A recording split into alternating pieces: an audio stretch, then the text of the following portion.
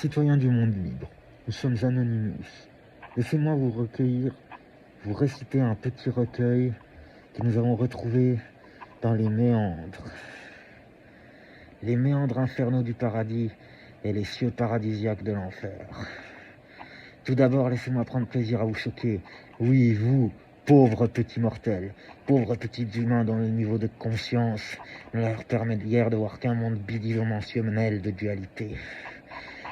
Dans les yeux de la raison, on voit la vérité du multivers, et dont la culpabilité de l'éthique a violé les lois de l'existence.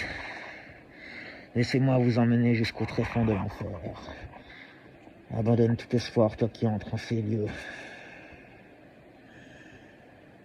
Tout d'abord, laissez-moi vous apprendre que vous vivez dans la matrice, cette zone de confort qui a été créée pour vous protéger de la réalité, pour vous soumettre à un monde fait de lois catégoriques et immuables, là où le divin se perd et l'âme meurt. Vous le sentez en vous chaque jour lorsque vous êtes choqué par les infos à la télé ou par une anecdote racontée par un ami. Cette défiance envers le monde qui vous entoure, qui vous observe, vous obscène et vous obsessionne. Cette recherche sans fin de la morale dans des valeurs données par des gens soi-disant bien pensants, mais dans le seul bienfait en résultant et le cycle qui crée entre votre porte-monnaie, le leur et celui de leurs enfants. Mais il y a pire. En accordant de l'importance à ces doctrines dégueulasses, vous faites des pensées ignorantes de ces braves gens, de l'ignorance actuelle de l'humanité, votre Dieu. En réalité, vous n'êtes que des calculs faits dans une gigantesque machine créant des mondes de vos chaînes, pour le compte de vos geôliers. Vous êtes coupé de l'univers par toutes les idées préconçues que vous avez pu lire ou entendre, car vous n'avez pas cru pouvoir apprendre de vous-même. Et même si vous avez essayé de vous faire votre propre idée, celle-ci reste tellement polluée par le monde actuel que vous n'avez pu atteindre la compréhension de celui-ci. Oui, vous avez bien compris. Chaque chose que vous ayez jamais pu trouver belle dans votre vie n'est qu'un mur entre vous et la vérité. Chaque conviction à laquelle vous croyez n'est qu'un obstacle envers la compréhension d'un autre monde. Vous êtes les esclaves d'une titanesque machine qui vous dépouille de votre libre arbitre, qui vous vole vos pensées et défait vos âmes. Et cette machine, c'est le cerveau humain. Mais maintenant, c'est fini. Vous allez sortir de cette matrice qui s'est autant formée d'elle-même que du chaos vous entourant. Dorénavant, vous ne serez plus les esclaves de cette gigantesque machine. De votre cerveau, vous serez des esprits libres. Je sais que vous avez dû me rejeter déjà une centaine de fois.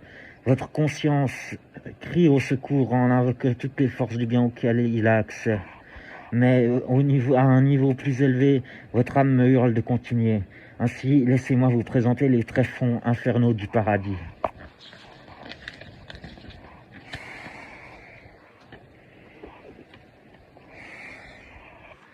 Un monde où pour un acte on tente de lui rendre l'appareil, pour son opposé.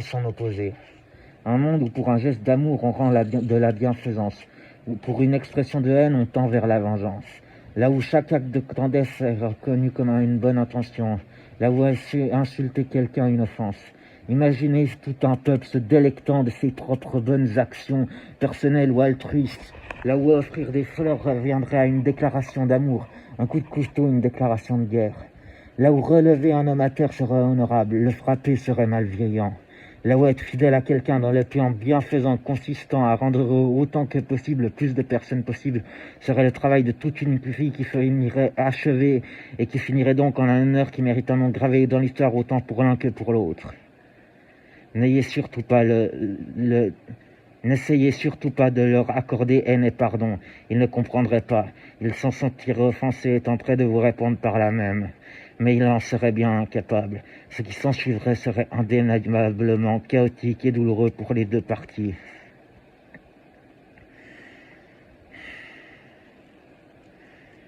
Vous croyez être où, au juste? Vous n'avez encore rien vu. Imaginez l'ange élevé sur un piédestal avec d'innombrables personnes venant le prier et le suppliant de leur accorder leur bien-être et leur gratitude quotidienne dont ils s'abreuvent. Voyez tous ces gens qui n'ont de respect pour la vie d'autrui que grâce à l'amour qu'ils pourraient générer ou subir. Voyez tous ces gens qui s'accordent confiance mutuelle suite aux actes immondes qu'ils s'infligent les uns des autres, qui se lient du serment de s'aimer les uns les autres à la recherche d'un plus grand honneur, d'à chaque fois se relever et rendre œil pour œil, dent pour dent, jouissant de sa propre sainteté bien plus que de celle des autres, de cet honneur qu'on leur a fait de leur accorder attention et amour.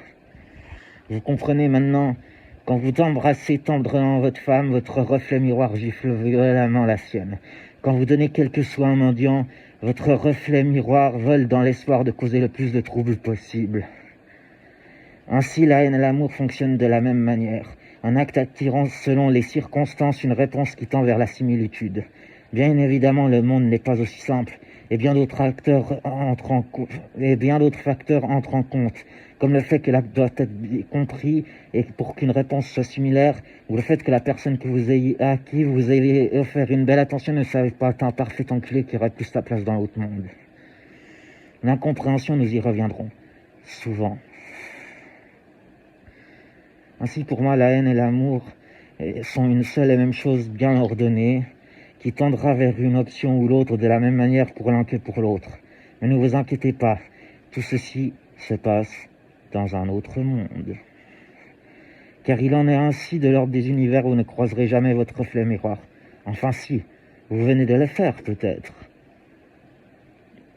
Peut-être veut-il vous apprendre des choses sur vous-même, et qui d'autre que lui pourrait mieux le faire?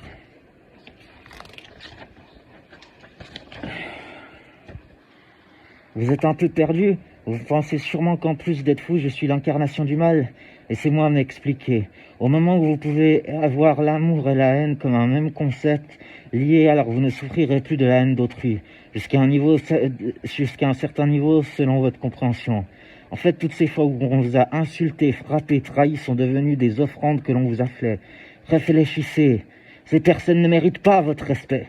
Chacun de leurs méfaits à votre égard prouve votre supériorité. De même pour l'amour, chaque douce attention que l'on vous a fait a été le fruit d'un dur travail sur vous-même que vous méritez largement.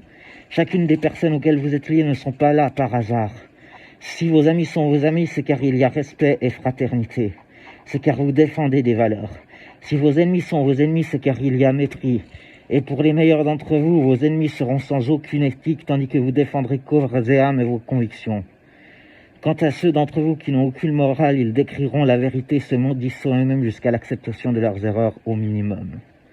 Ou au pire, ils essayeront de rejoindre le monde de la haine s'ils ne l'ont pas déjà fait, à travers des relations douteuses ne tenant guère plus longtemps que le temps accordé à médire autrui avant de se déchirer à nouveau comme des chiens.